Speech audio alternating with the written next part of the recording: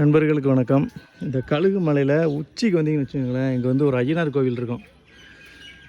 இந்த ஐயனார் கோவிலுக்கு பின்னாடியே பார்த்தீங்கன்னா சமணர்களோட அந்த சிற்பங்கள், மகாவீர் சிற்பங்கள் இருக்கும். இங்கே வந்து ஆட்டுக்கல் ஒன்று வந்து அந்த காலத்தில் செஞ்சு வச்சுருக்காங்க பாருங்கள். இன்றைக்கி தான் மிக்சி கிரைண்டர் எல்லாம் வந்து போயிடுச்சு.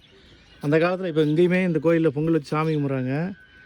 அந்த காலத்தில் ஆட்டுக்கல் ஏதாவது கொண்டு வந்தாங்கன்னா அரைக்கிறதுக்கு எப்படி பண்ணியிருக்காங்க பாருங்கள். குச்சி விடுக்குள்ளே எவ்வளோ அழகாக இருக்குது பாரு, எவ்வளோ அழகாக தத்துருவம் பண்ணியிருக்காங்க பாருங்கள்.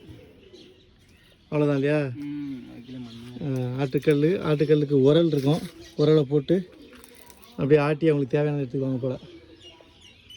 எவ்வளோ தத்துருவம் பண்ணியிருக்காங்க பார்த்தீங்களா?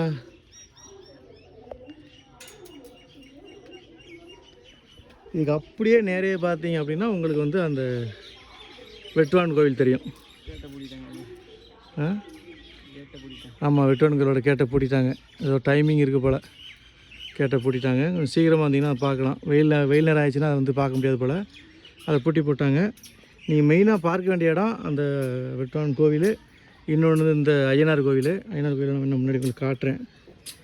அந்த ஐயனார் கோவில் பின்னாடி ஒரு கேட் இருக்கும்.